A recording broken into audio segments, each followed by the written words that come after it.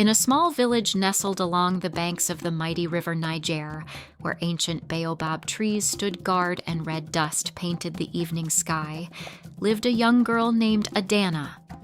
Her name meant father's daughter, but it was her mother, Kioma, who had raised her with endless love and wisdom.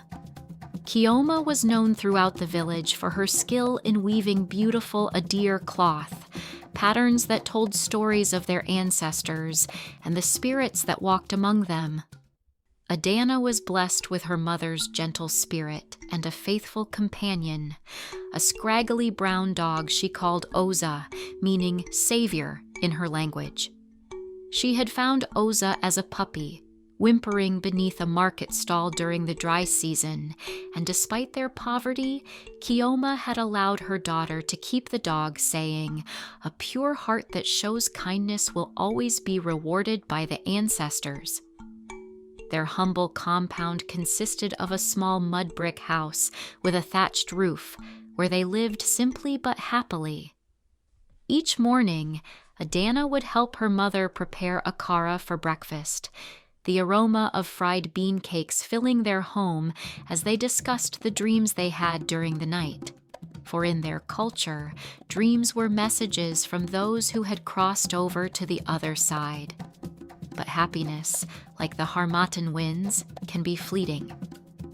When Adanna was 12 rainy seasons old, Kioma fell ill with a sickness that turned her vibrant skin ashen and stole the strength from her limbs. The village Dibia tried everything: herbs gathered by moonlight, prayers to the ancestors, and medicines from the city. But nothing could stop Kioma's decline. On her last night, Kioma called Adanna to her bedside. Her voice was weak, but her eyes still sparkled with love as she removed her most prized possession, a coral-beaded necklace that had been in their family for generations. "My daughter," she whispered, placing it around Adanna's neck. "Remember that true beauty lives in acts of kindness. The spirits of the water and land watch over those who keep their hearts pure." Those were her final words before she joined the ancestors. Adanna's father's sister, Aunt Olayinka, arrived from the city within days. She was a tall woman who wore expensive lace and gold jewelry that clinked when she walked. "You will come live with me," she declared, her voice leaving no room for discussion. "It is our way. Family must take care of family." And so, Adanna found herself torn from everything she knew, allowed only to bring Oza, because the dog's fierce barking convinced Aunt Olayinka it would make a good guard dog. Their new home was a large compound in a different village, with high walls and many rooms, but it felt as cold as the middle of Harmattan. From the first cockcrow to the last light of day, Aunt Olayinka worked Adanna like a servant. The young girl swept the compound with a broom made from palm fronds, fetched water from the stream in heavy clay pots, pounded yam until her arms ached, and washed mountains of clothes while her 3 cousins sat in the shade drinking chilled Chapman and mocking her torn wrapper. "Look at the dirty girl," they would sneer. "No wonder her mother died. She probably brought bad luck to their house." Only Oza remained faithful, following Adanna everywhere, sharing her small portions of food, and sleeping curled against her on her thin mat in the storage room that had become her bedroom. At night, Adanna would hold her mother's coral beads and whisper her sorrows to the moon, remembering Kioma's words about keeping her heart pure. One hot afternoon, while washing clothes at the stream far from the compound, Adanna heard a strange sound, like the cry of a bush baby mixed with the song of a bird. Following the sound, with Oza trotting beside her, she discovered a hidden pool separated from the main stream by rocks draped in moss. There, lying on a flat stone and gasping for breath, was the most extraordinary creature Adanna had ever seen. From the waist up, she looked like a beautiful young woman with skin the color of river clay and hair that seemed to flow like water itself. But where legs should have been, there was a magnificent fishtail covered in scales that shimmered like polished bronze in the sunlight. The mermaid, for that's what she was, had become trapped in the pool after the stream's waters had receded following the last rain. The water was now too shallow for her to survive much longer in the hot sun. Her eyes, the color of honey, locked onto Adanna's with a desperate plea. Oza whined and pawed at the ground, but showed no fear. Remembering her mother's words about kindness, Adanna knew she had to help. But the mermaid was too heavy for her to lift alone, and the main stream was too far to drag her. Then she remembered the empty clay pots she had brought to fetch water. For hours, Adanna and Oza worked together. She would fill the pots at the main stream, while Oza stayed to guard the mermaid, then carefully pour the water into the pool. The sun climbed high and began to descend, and still they worked, even as Adanna's arms trembled with exhaustion. As the pool finally grew deep enough, color returned to the mermaid's face. She slipped beneath the surface for a moment, then emerged with a smile that glittered like sunlight on water. "Child of the land," she said, her voice melodious as a flowing stream, "you have saved my life when others would have left me to perish.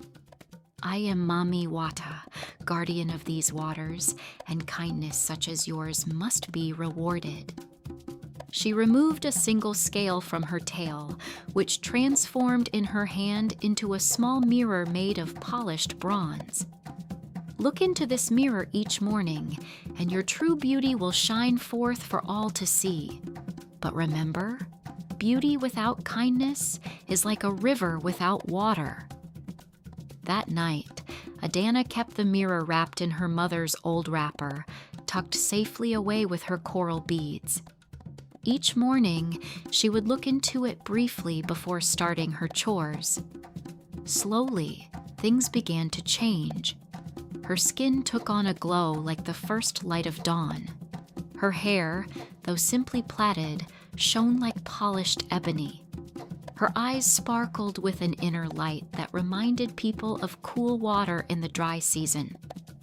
Word of the beautiful maiden at Aunt Olayinka's compound began to spread through the village and beyond.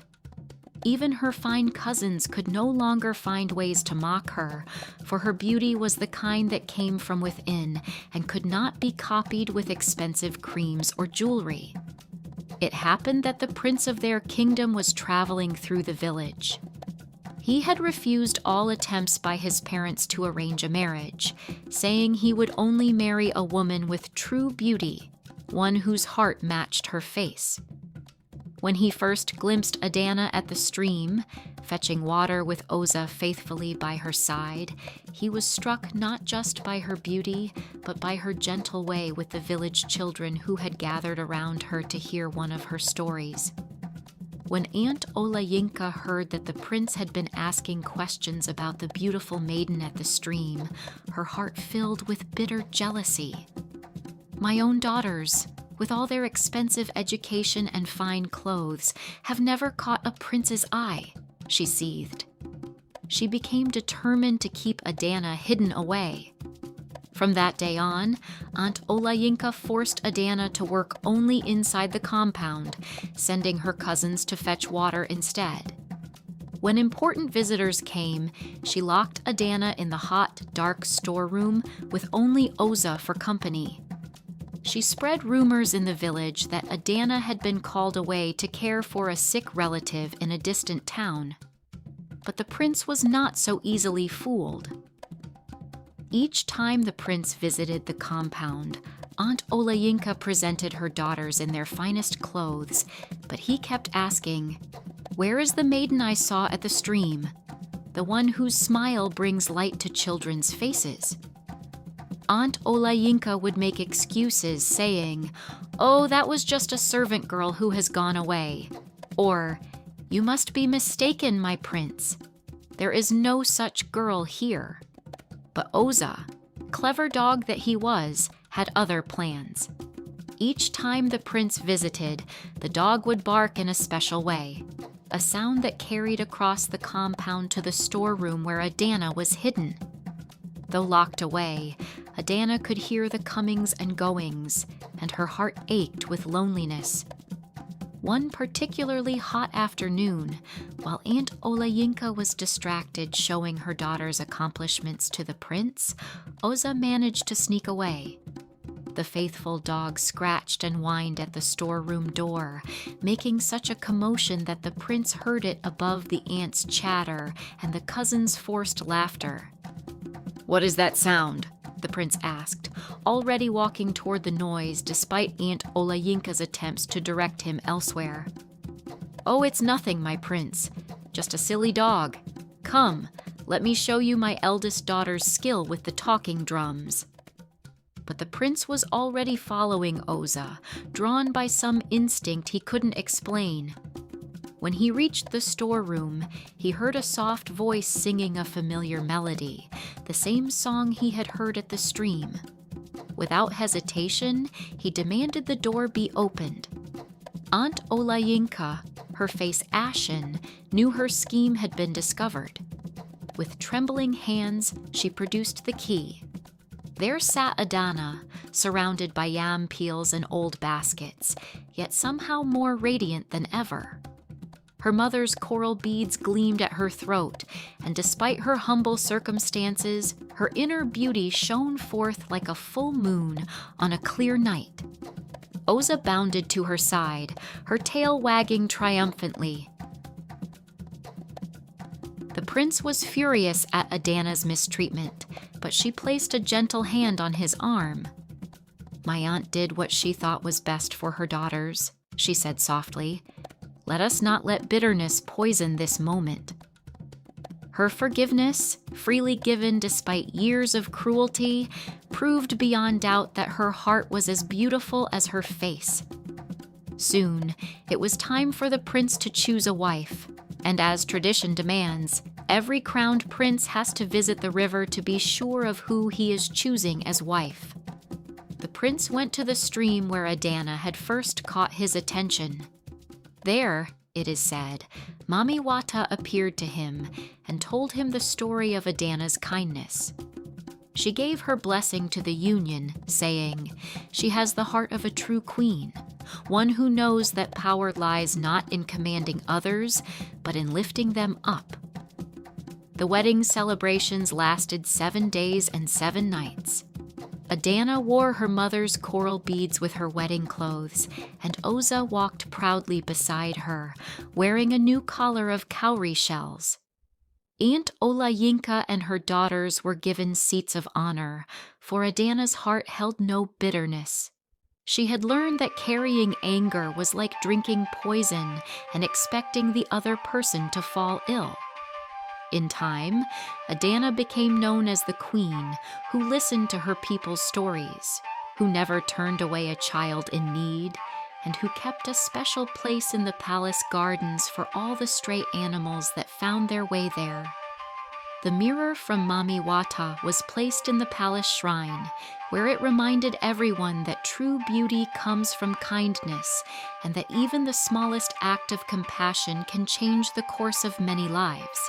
And so it is told in the villages along the river, where the old women weave tales as skillfully as they weave cloth, that sometimes the ancestors send us tests disguised as tragedy, and that those who keep their hearts pure despite suffering will find that help can come from the most unexpected places, even from the depths of the river itself. If you enjoyed the story, kindly subscribe and tell us where you are watching from in the comment section.